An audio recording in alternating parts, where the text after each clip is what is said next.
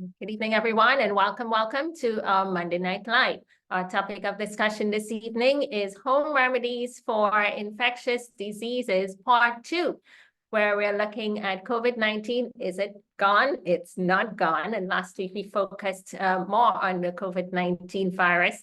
And this evening we're going to talk about monkeypox, what it is, and what we can expect if someone is sick, and how you can take care of that person at home. What are some of the practical things that you can do? And very much how it is connected with the COVID-19 virus. So let's begin with the word of prayer.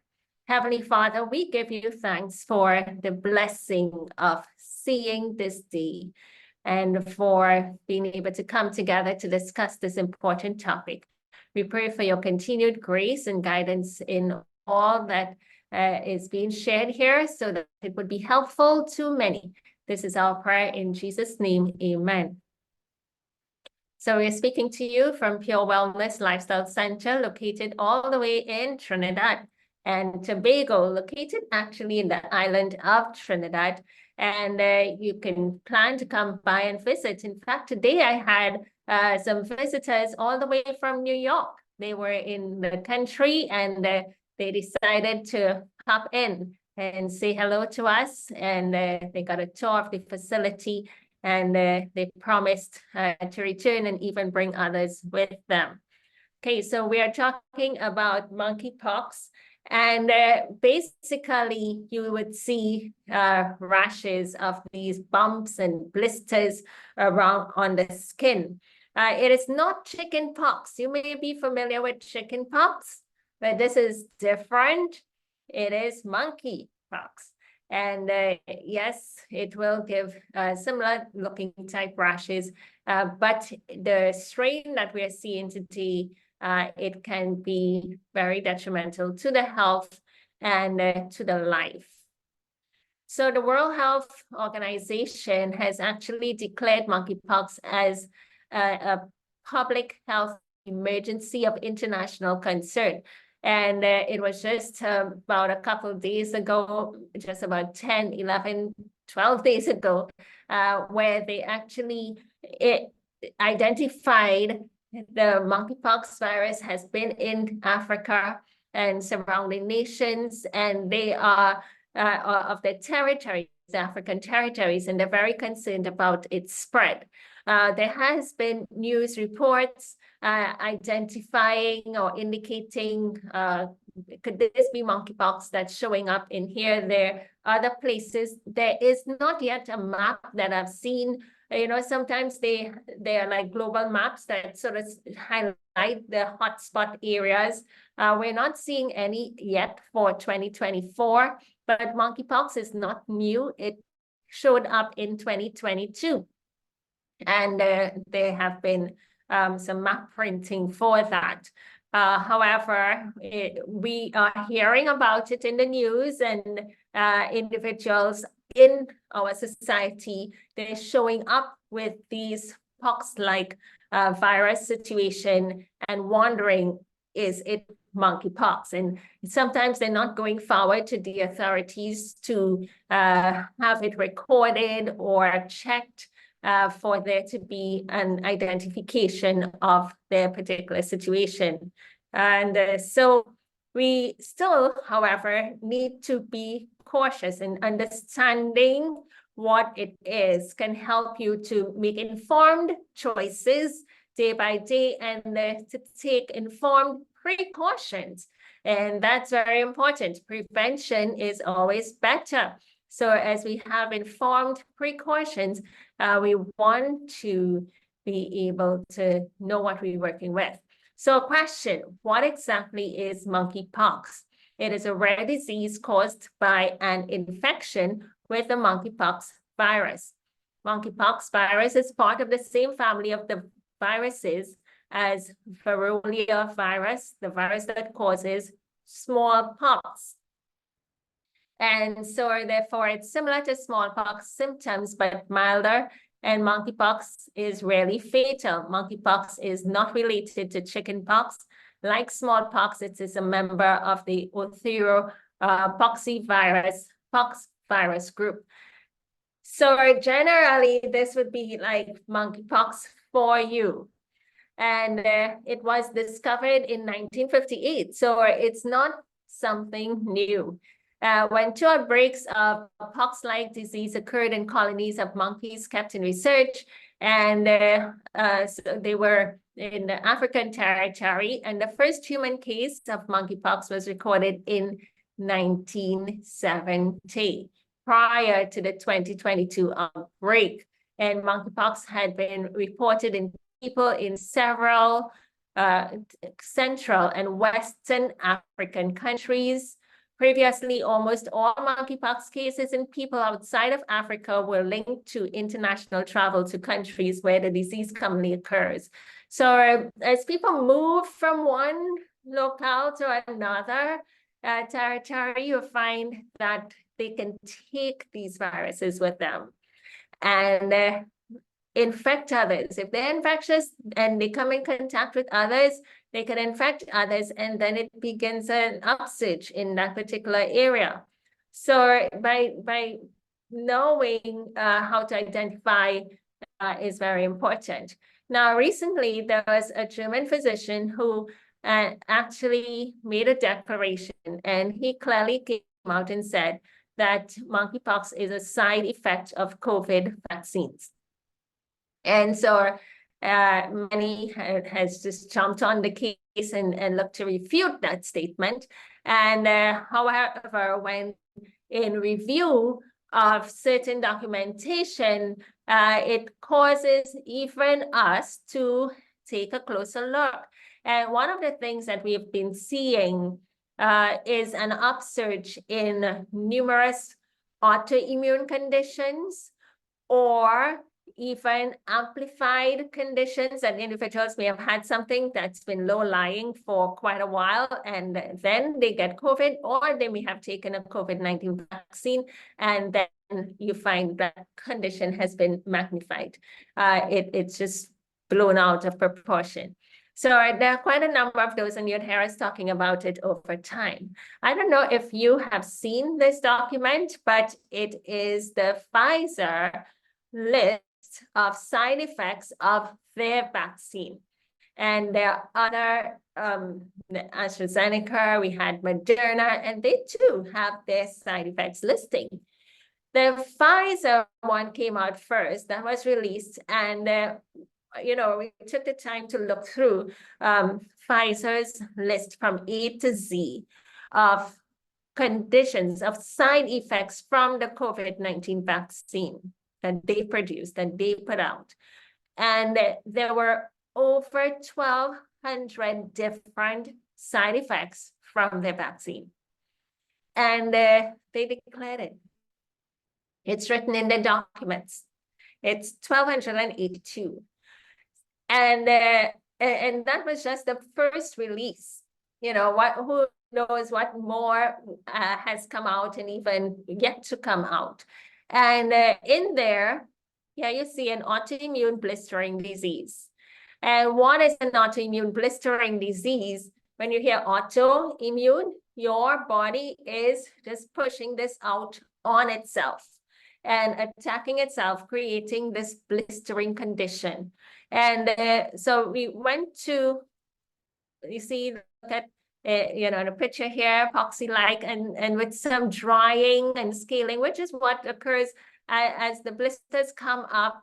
Sometimes, depending on your application, they can just dry down, which would be good, because if any of these blisters burst, they can become infected, and then that's not good, because you are now having an opening in your skin, and you would require certain types of antibiotics to help to counteract that.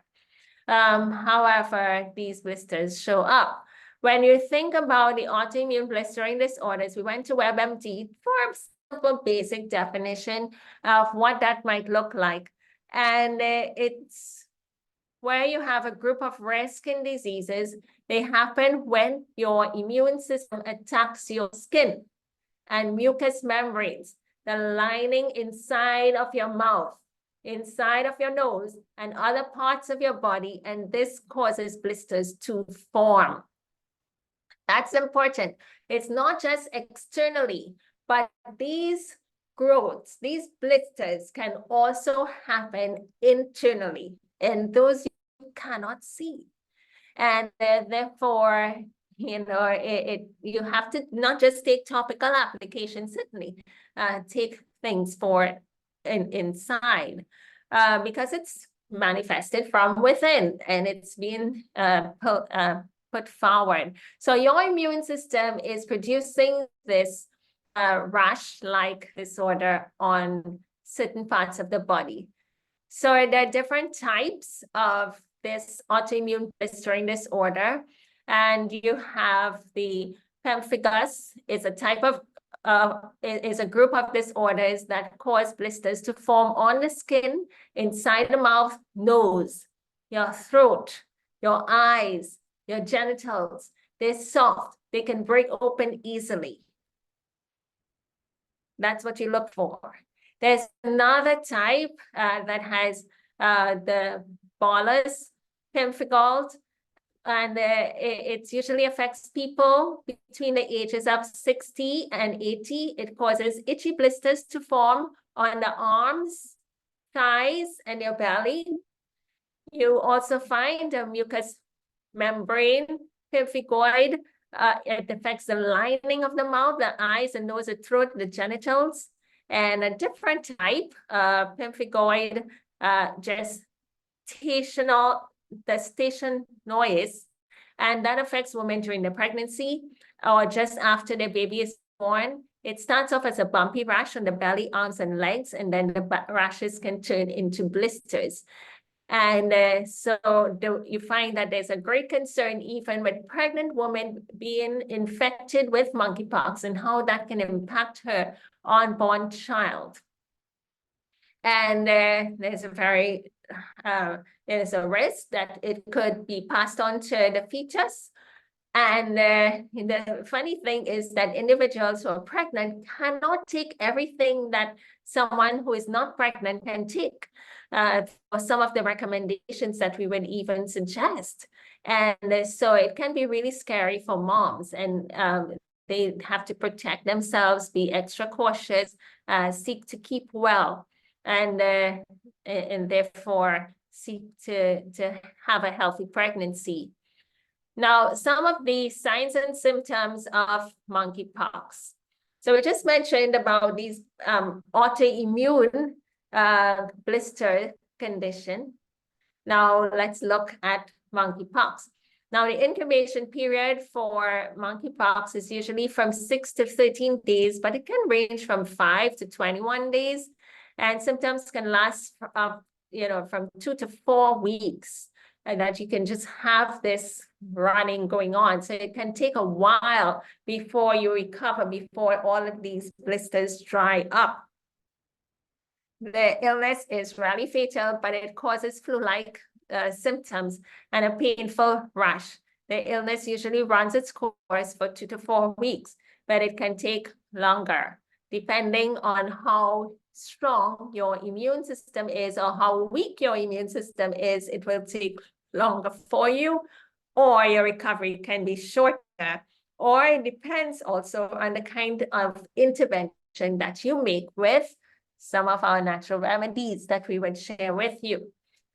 Now, the invasion period, say between 0 to 5 days, you find that once it manifests itself, you may experience fever, intense headache, swelling of the lymph nodes, the back pains, neuralgia, intense asthenia, which is lack of energy. You just feel fatigue.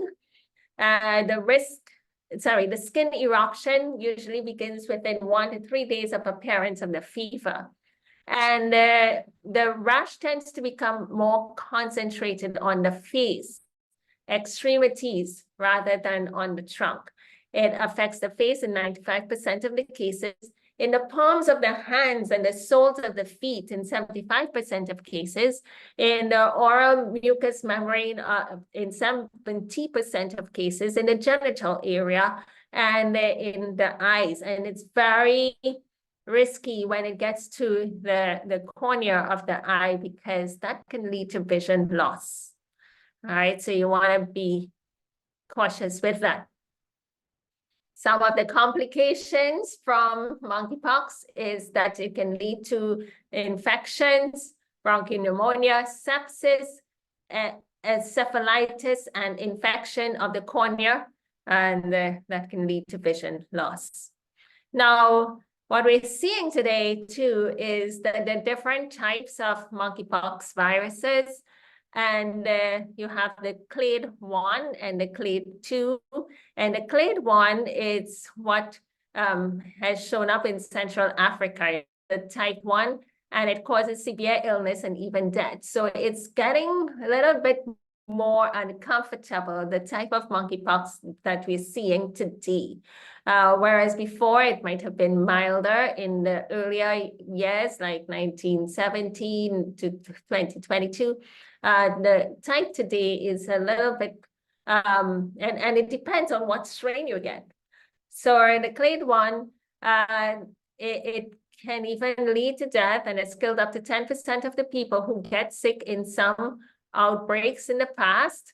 And you have clade 1A and clade 1B. Clade 1A is mild, and clade 1B is the deadlier form of the virus.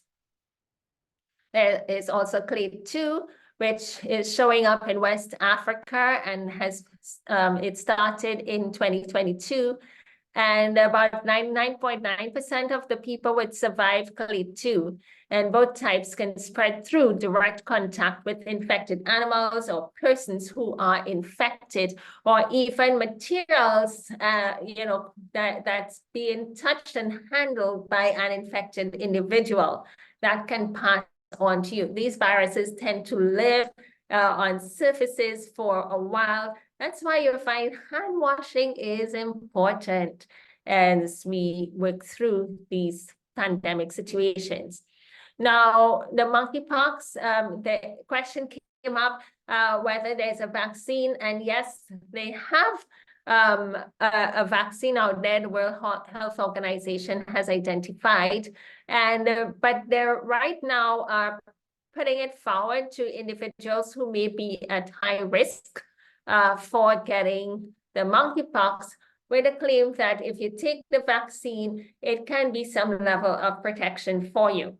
So they're actually advising that if one is a gay, bisexual, or some same gender, male with male, female with female, and so forth, then they could be at high risk because it's spread even through sexual activity. If you have a partner that is not just one, if you're sharing multiple partners, and all of those will put you at higher risk. So they're looking at such individuals to really say, that they should protect themselves with the vaccine. And okay, so there are 2 doses. They provide better protection that is claimed. You take the first dose, then 4 weeks later, you take the second dose, and then 2 weeks, it's assumed that you have maximum protection, and that will take you through. However, there's a question that says, even if you did take the vaccine, still do not interact with people who have monkeypox, because you have had the vaccine, but how long did you have the vaccine? You could still be infected. So the virus that causes monkeypox is related to the virus that causes smallpox. We identified that. And GYN EOS is a 2-dose, which is what we just showed you, that particular form of vaccine. And vaccination is an important tool in stopping the spread of monkeypox, and people who are vaccinated should continue to avoid close skin-to-skin contact with someone who has monkeypox nonetheless. Remembering too that there are different strains of the virus. Now, so what do we do? So having a simple, basic understanding about what we're dealing with. there are cautions that we need to take. And therefore, how do we address those cautions? We want to hit it hard, hit it fast, and hit it frequent. Whatever you do, I would advise, take note for what is being shared here and seek to get these items, as many of them as possible, within your possession, so that when you are faced with, you feel overly fatigued, you begin to run a fever, and those are signs of infection. You get an instant diarrhea, and and that comes with a fever and the fatigue, and what are any of the other symptoms that we mentioned. Those are signs of infection. I was talking to someone earlier today, and then in a conversation, I asked what happened. And from the moment she started identifying just one or two little things, I said, so because I've been in a public environment, and when I left there, I just didn't feel well. And I've had this immense sense of weakness and so forth. I'm like, you got an infection, you got infected. And then she proceeded to say that, well, I had a fever and diarrhea. I said, of course, those are signs of infection. So we sought to address it right away from an infectious situation, and to get her taken care of, and soon with an expectation of good recovery. So that's what you can do when you have these items in possession. You can begin to use it right away, and that would be helpful. Now, just before we share some of those little natural remedies, there is something called personal care. And how can you take care of yourself or assist someone who has contracted monkeypox? So if you've been identified that you have monkeypox, what could you do? So the advice is given to isolate. Now, infectious diseases are just what they are. They infect others. All right. So we isolate ourselves. You can put a barrier and some level of protection to prevent the spread. Imagine if you're not well and you cause individuals within your home to get sick, who may be children, who may be elderly, and it just begins the start of a cascade of events that just leads them into further and further illness. You will feel really terrible. So you want to protect. Isolation can help, and so stay in a room by yourself. That's what it means. And ask friends and family to help you. They'll bring things to the door. And sometimes it might be helpful to have disposable utensils so that it could be dumped in a bin and taken out, rather than they sending back a plate and a fork and spoon and glass to be washed up with what soap and by whose hand, and to go to which kitchen, so let's try and have some disposables. So have disposable items at home, utensils, and you have a separate room, a separate bathroom, and they can give you some cleaning agents to keep yourself happy in there, and keep your space clean. Sometimes folks are feeling unwell and they're just in the bed and they're sleeping on the same bedding for more than a week and days, and they may have perspired. You need to even change that linen. And it could be washed. It would need to be washed separately. Now, avoid these came from World Health Organization giving some caution here. Avoid sweeping, vacuuming, as this might disturb the virus particles, raise them up, and cause them to be spread. They can be airborne.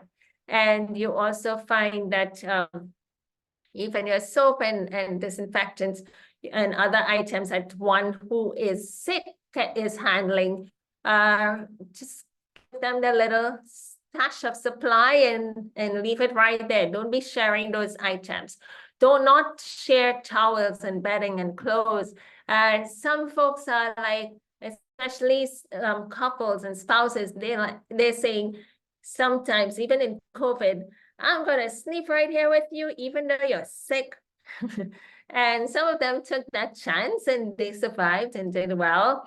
But others can get unwell, especially if they're not taking anything to optimize their immune system.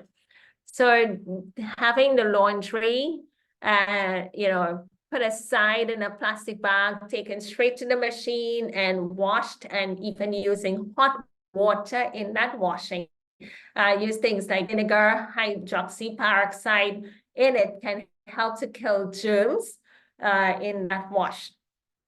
Open the windows for good ventilation is super important, especially in the room of the sick. Yeah, the sick room should be airy, open the windows, let fresh air come in, change out the air. The place is very warm these days, and individuals are in the room, they're unwell, and they're using air condition. If that air condition is central air, the infectious agents can filter out to other places in the home. But if it's a unit by itself, it's contained, okay. But open the windows and change out that air on a daily basis. You don't want to be cooped up in a room. That's just going to keep you sick for longer. In fact, it would be so good, if they clear the pathway for you and you walk straight outside and you sit outdoors in the sunlight. That's going to help you to recover quickly and to help you to get rid of that virus and be on your way in a shorter time as opposed to longer. Now, the alcohol-based sanitizers tend to kill germs, and so those can also be used, but generally soap and water is great. I know during the COVID time, some folks were even using salt and water to help to kill any infectious agents as their own natural hand sanitizer. Yep, just salt water. And they'd spray it on and rub their hands and everything.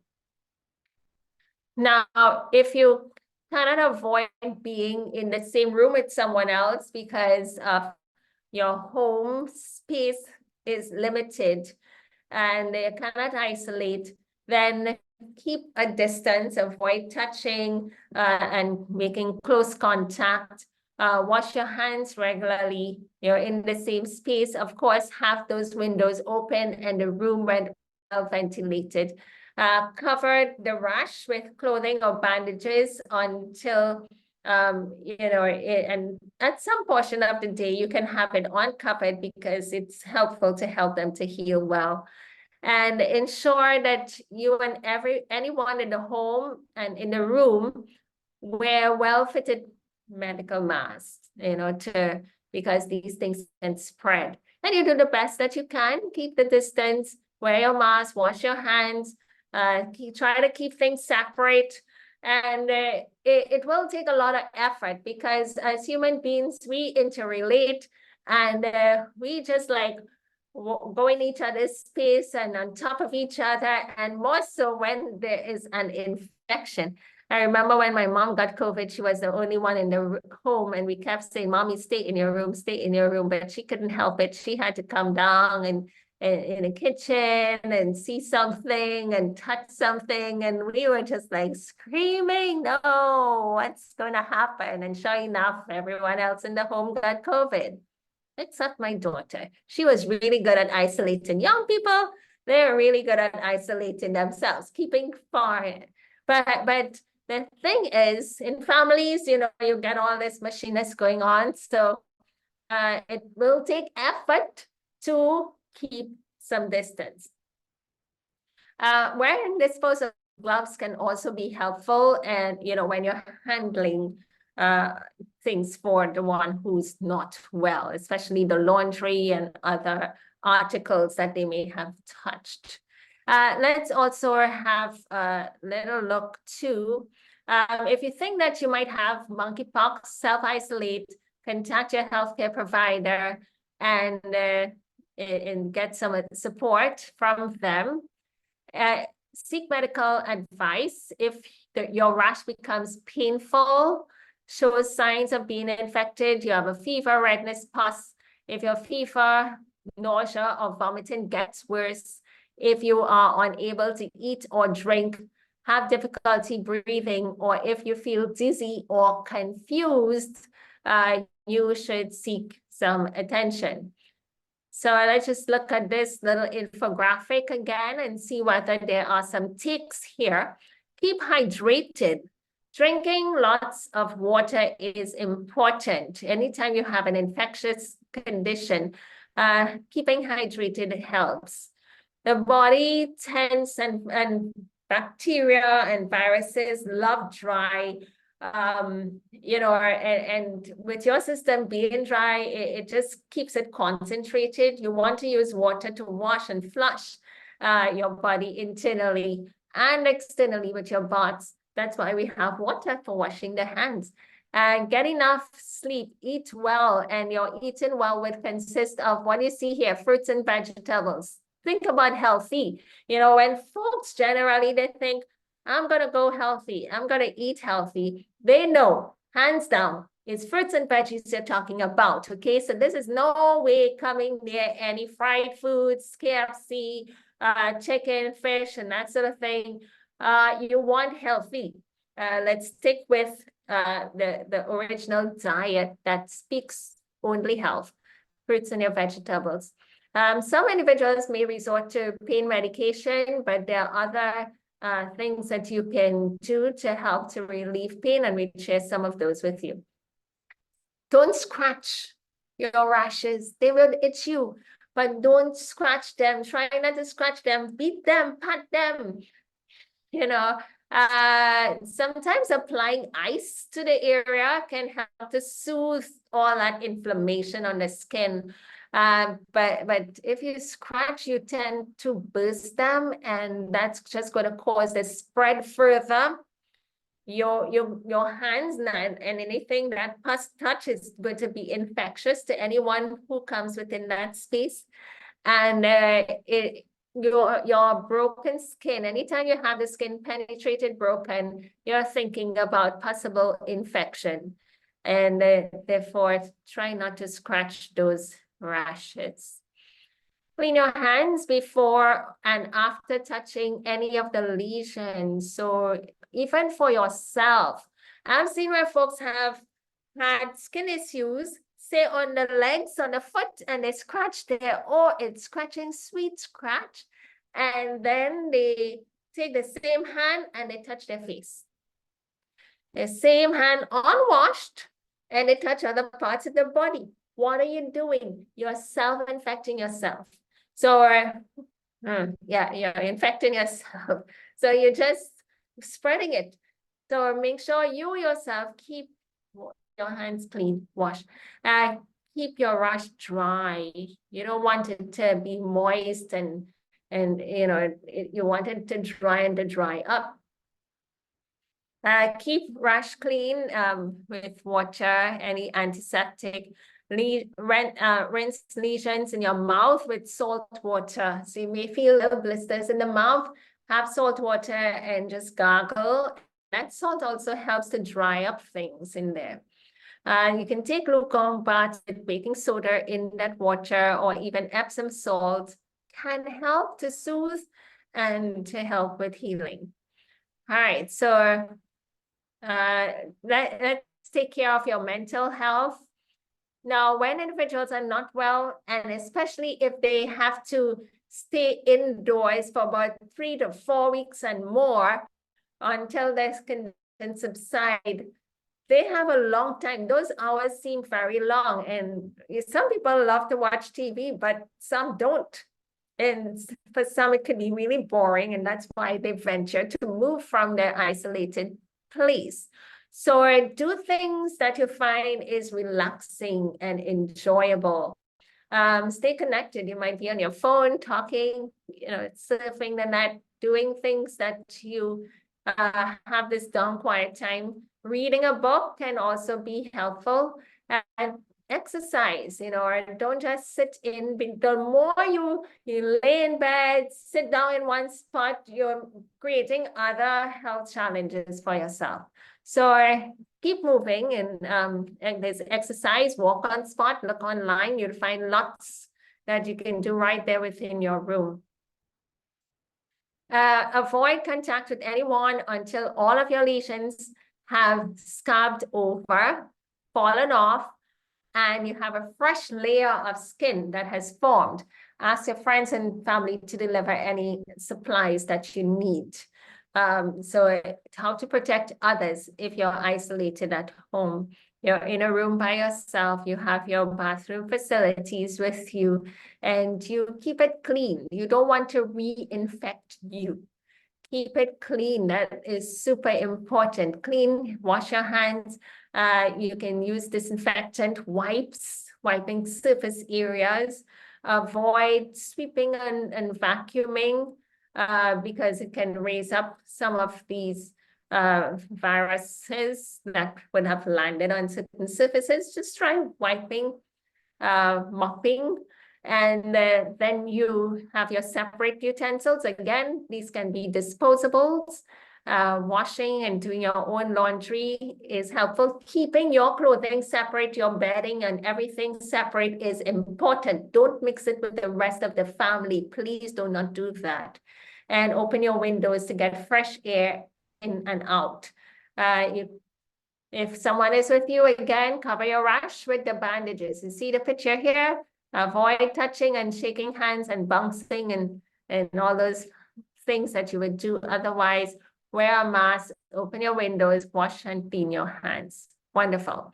So let's look at some remedies. When you have when you have monkeypox or any infectious conditions, one of the first things that we'd like to do is to see you cleanse the bowels. Now, if you've got a diarrhea, that's good. And that would be helpful that you self-eliminated. But other than that, you want to cleanse your bowels with colon cleanse. Or if you have senna, anything, Cascara sagrada, aloes, you can use all of those. Castor oil, with 3 tablespoons of castor oil with 1/4 cup of lemon juice. That is a yucky tasting thing, but it works and it helps. So, but do something. Don't just sit there and keep all the gunk within you. Flush your gut and let's start to rebuild. Salt water can also be used as a colon flush. 2 teaspoons of sea salt, 1 liter of hot filtered water in a glass jar with a lid. Then you have 2 tablespoons of fresh lemon juice. Lemon tends to stimulate the colon, and you drink within 5 minutes. Just gulp it down, and that tends to push the bulk out and give you that urge to stool. You're really just seeking to cleanse and clear your bowels. And it's important to repeat the colon cleansing every day or 2 days. Make sure you're getting good bowel movement because you want to get rid of the viruses as they begin to die within you. You don't keep it. Make sure you're getting movement. Sometimes when you take these laxative agents, you tend to feel as though you're going to be constipated for another day or 2, but don't let it pass that. Take something else again to flush your system. Get the dead viruses out. So last week we mentioned the super flu balm that worked really well for COVID, and it still will work well for monkeypox and any of the other strains of viruses resulting from COVID infection. So you find that and what did we say? Get these items in your home and have them. Always have turmeric. In powder form is great. They tend to last longer. Ginger, garlic, onions, lemon, cayenne pepper, honey, water. Okay, these are the combined agents to make super flu balm. You want to have these, and you're consuming it 12 tablespoons every 30 minutes. Now, some people would find that by the time they put a lemon and the cayenne, all these things are really irritating to them. They may not be able to tolerate it well. Make your flu balm and make it nice. Make it as we suggest here. If you have cayenne pepper, you have that. If you don't have cayenne pepper, it's okay. It will still work. Cayenne pepper brings out a lot of stuff, you know. The other day I was bagging out some cayenne pepper and just interacting with it, and the little of it that got into the air and I inhaled just immediately caused me to sneeze a couple of times. So imagine that when you ingest it, any of these agents, you ingest it, it's fiery and it just gets all over your system right away. It get into your bloodstream and moves anything in its path. So that's there. But if you don't have cayenne, it's okay. You can use the other items. When you make this, you keep it in the fridge. It's a blend. You blend it up. You get a nice jar of yellow mixture. It can be thick. Some people don't like pulp. So blend it till it's really creamy and nice. And what I like to do, I like to make medicine nice. And so I will take orange juice, or sometimes I add some more lemon juice and some more honey, and I make it like a juice, like a drink. And in that way, I'm able to tolerate it. So more honey, more water, more lemon to this, it's okay. And you make it palatable like a juice. And you can just be drinking and toasting and coasting away, getting your flu balm in quite happily. You don't have to make it irritating to you. Make it fun. And in that way, you will have. So you drink, if individuals, what we saw even in COVID, if individuals did a super flu balm and they drank out all of these 2 cups in a day, or 2 or more cups in a day, they got all of that in. The next day, they did phenomenally better. They were feeling better already, and they didn't have the need to take all of the 2, or even if they did another day of HIT, by the 3rd day, they were very well. So we use it, you know, don't run from it. It's going to help tremendously. The thing is with the super flu balm, it addresses different things.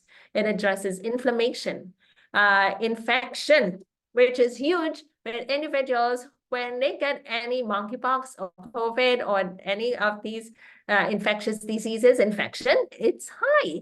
So you want to drive that out of the system. And so these things in combination helps. In isolation, no. You're not going to get the benefits that you can when you combine.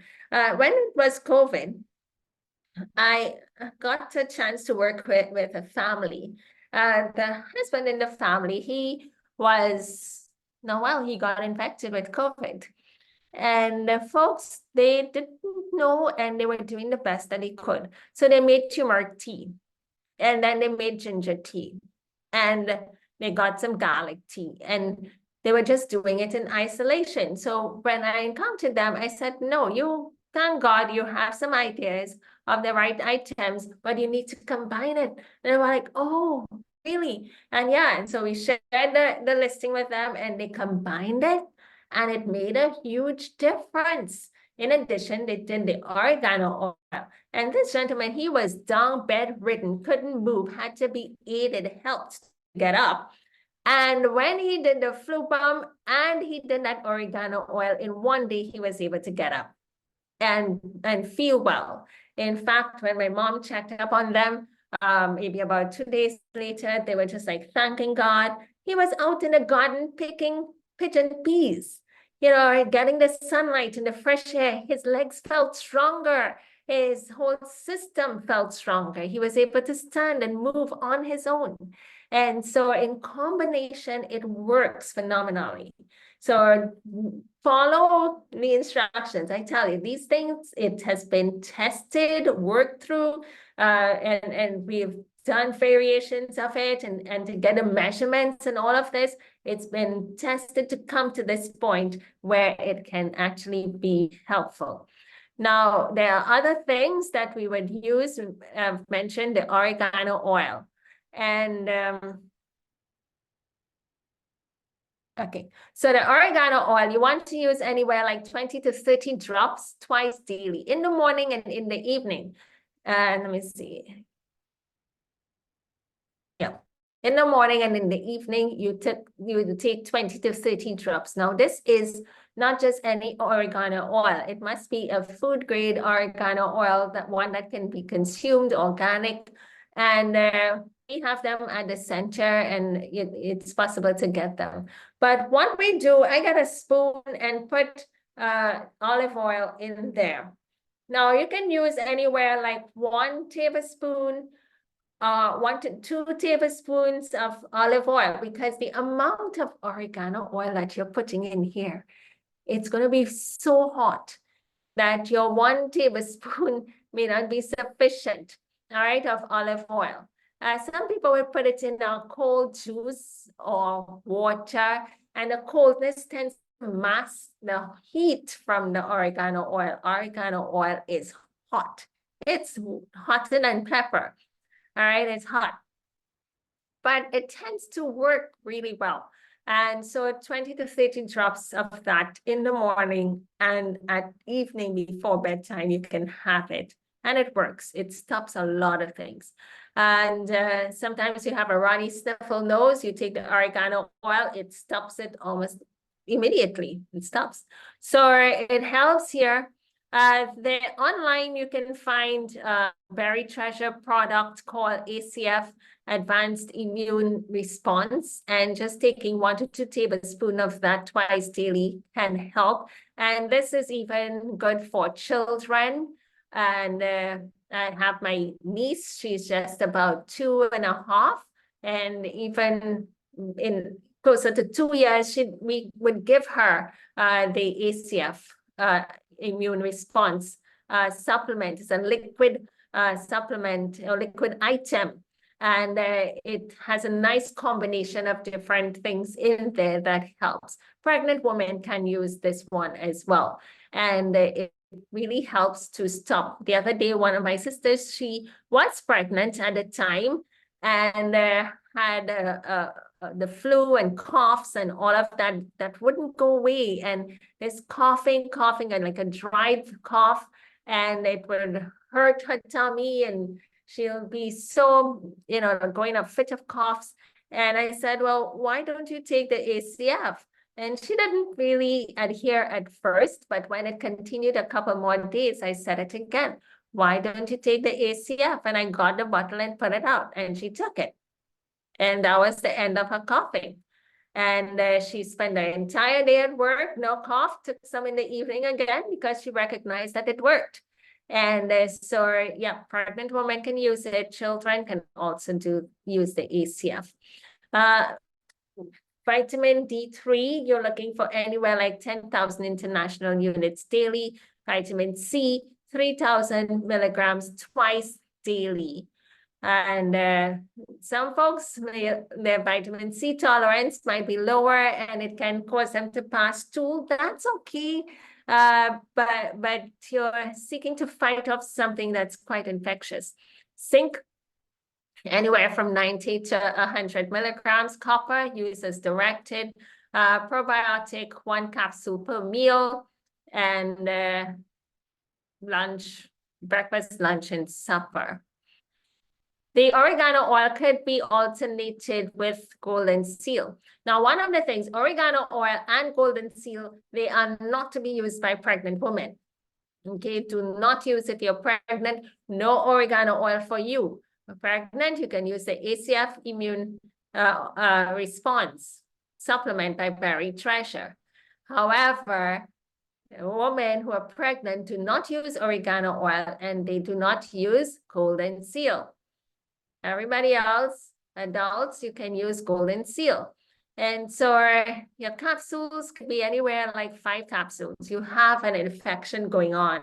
You're really looking for higher amounts. Or your powder, 1 teaspoon in powder, mix it in water. I actually take my golden seal capsule and open them, drop them in the water, so that when you start to drink from your mouth, you begin to get the benefit. Remember, we talked about monkeypox could manifest the blisters in the mouth.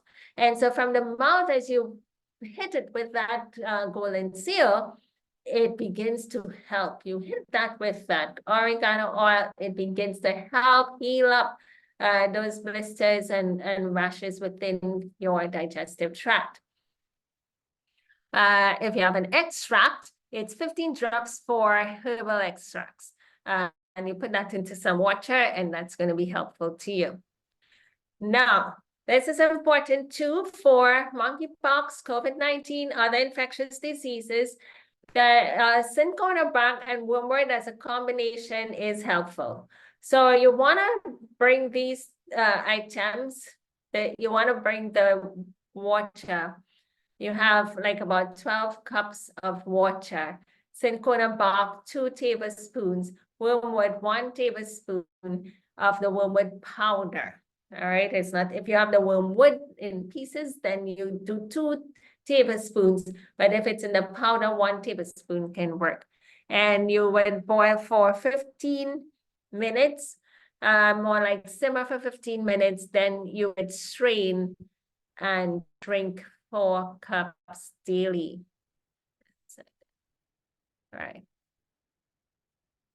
All right, so you strain and drink your 4 cups daily. You want to repeat this every day for at least 7 to 14 days to help to clean up your system. One of the things that I'm seeing with individuals who have been vaccinated, or if they have any of these infections going on, you do their blood work and the infectious load is high. And by using the system cleanse, which I will show you shortly, and the cinchona wormwood combination of items, it can help to bring down that infection within the blood, really cleaning up and clearing things. And you don't want to stop it too soon.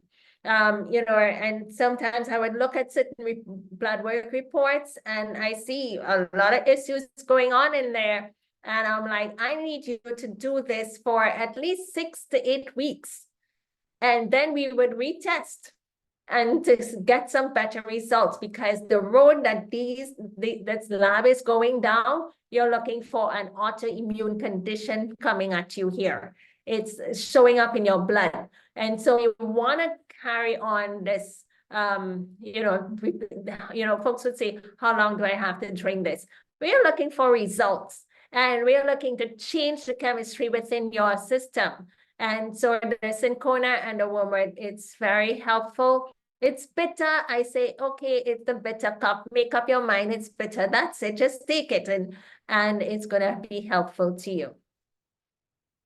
And we have the blood liver cleanse, where you have 2 tablespoons of burdock or 1 tablespoon of the burdock powder, 2 tablespoons of milk thistle seed or 1 tablespoon of the milk thistle seed powder, 2 tablespoons of dandelion root, or if it's the dandelion powder, it's grounded, so it's more concentrated. So 1 tablespoon, and you put that in.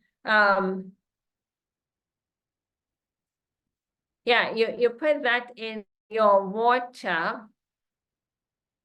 Let me change this, because we're using larger amounts. These are quite concentrated. Okay, so you're putting it into 5 liters of water. Okay, and you're putting that into 5 liters of water. So what I do is, like, I get the big water bottles and pour that out into a pot, and then add these herbs into there. You can also, yeah, so you put these herbs in there, and then you cover it, stir it around, cover it, and let it simmer. Bring the water to a boil, add the herbs, cover it, let it simmer, turn the heat down low, simmer it for 15 minutes, and then you switch off the stove, leave it to draw. And you will be able, once it's drawn, you would be able to have that item. Now, dandelion, if you have the dandelion root, you'll boil everything. If you have the dandelion stem, more upper part and leafy area, then you can add it. The boiling tends to be too much heat for it. So you can simply boil the burdock and milk thistle and then add dandelion afterwards. But essentially, you're looking to have 2 cups of it. You will need to keep this item refrigerated. And then every day you pour out your 2 cups and you simply drink that. And it's going to cleanse your blood, cleanse your liver. Some of the things that we're seeing in the blood work is when, folks have these infections, the liver tends to fight and work really hard, and sometimes the liver could be impacted. The function of the liver could be affected. So it's important that you have things like the burdock, milk thistle, dandelion to support liver health and even your blood to clean up infectious agents within your blood. It is real. And individuals who have been vaccinated, take the time out and to do this. One day we look at the COVID-19 vaccine as a detox, what you can do if you've been vaccinated, what you can do to detox yourself. It pretty much covers these things, but just to show you some emphasis points and show you some stats as well. But what we're seeing is that individuals, when they're vaccinated, or even if they have been shedded on, viral shedded on, they've been infected with the COVID-19, a lot of inflammation in the system, infection, and by utilizing these agents, it helps to clear up within a short space of time. But sometimes it's going down a road of a disease condition, and so we will ask you to stay on it for longer because you want to stop something in its tracks from manifesting huge for you. Cancer is on the rise, autoimmune conditions are on the rise, and by using these for extended periods of time can help to make a difference in getting you well again. So let's see, for the pucks, what do you apply topically will be turmeric powder. You're going to mix together these items. So, and you're going to put it on 3 times daily, morning, noon, evening. So turmeric powder, 1 tablespoon, get a nice little glass bowl and make this. Activated charcoal powder, 1 tablespoon, and your ground flaxseed, 1 tablespoon. You mix all of those together. You're adding 50 drops of these oils. Frankincense, 50 drops of myrrh, 50 drops of tea tree, 50 drops of oregano oil, 50 drops of peppermint oil. And you put that, 50 drops are a lot. All right, so you mix it together. You will then add 3 ounces of coconut or olive oil, and you're gonna take your time and stir and stir and stir till everything seems to dissolve. You can also add vitamin E oil to prevent dark marks from these blisters that may result at the end. And then you just apply them with a Q-tip. You can spot on, apply on these spots. And now test your skin for tolerance level. I mentioned these oils, essential oils, they're quite strong, and 50 drops of them is a lot. So depending on your skin texture, some folks have tender skin. They may need to add more of the carrier oil to dilute these essential oils that would work for them. So if you put it on your skin and it burns you or it itches you, it's because it's been burnt, so it feels itchy. Simply add some more of the carrier oil, and that's going to help to dilute it and make it quite manageable. But don't run from it altogether because it's helpful.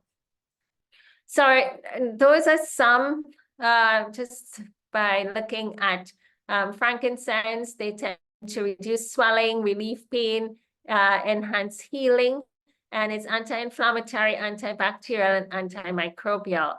You've seen myrrh in there. In the Bible talks about myrrh and aloes that would be used and would have been used to cover the wounds of Jesus.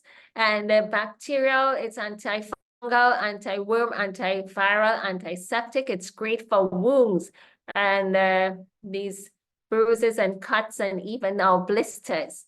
And tea tree oil, its antimicrobial properties and antifungal. It tends to reduce redness, swelling, and inflammation on your skin. And we have oregano oil that's excellent even for skin conditions such as psoriasis, acne, eczema, and fungal infections.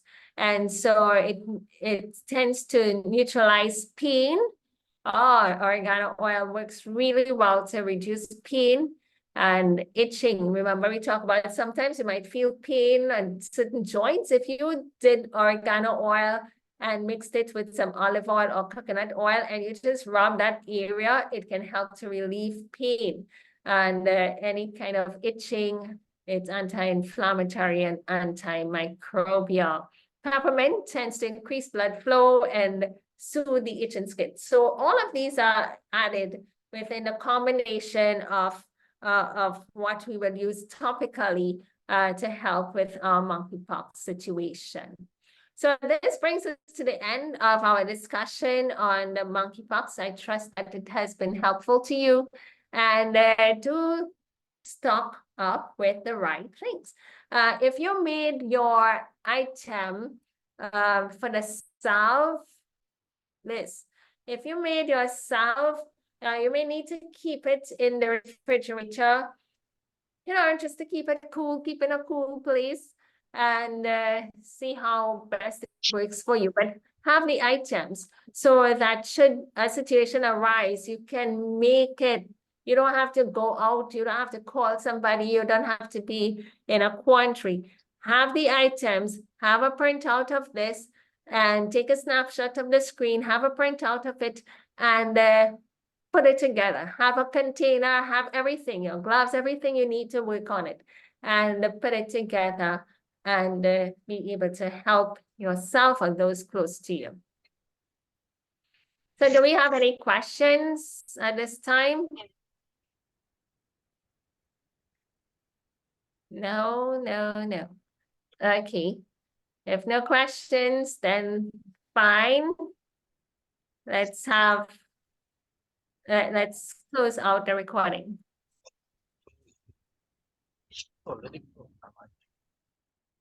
Okay. Any questions? Hi, Doc. Good night. Hello, good night.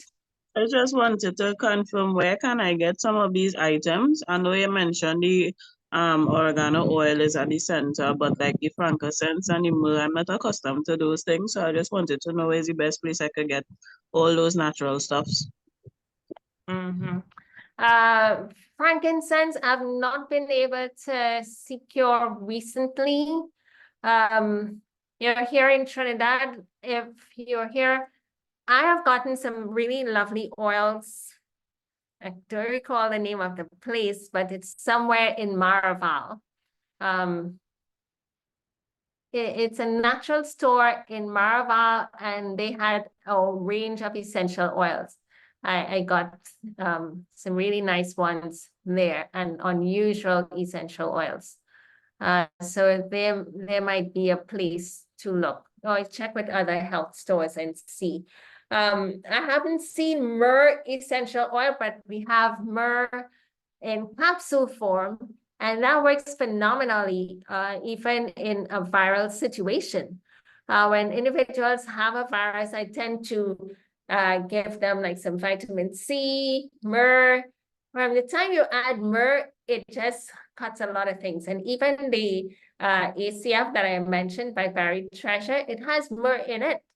And myrrh just works nice. But just as we use the powders here, if you had the frankincense in powder form, and I have some of that, the frankincense, and if you had the myrrh, and we have that in the capsule, you just open it up, then that can work. And then you have the tea tree and the thing. So you would see 1 tablespoon up here for turmeric and the other. So you can do a tablespoon of frankincense powder. That might be easier for you to get. And a tablespoon of the myrrh powder. That can be easier for you to get here right now. And then the tea tree, oregano, peppermint are available.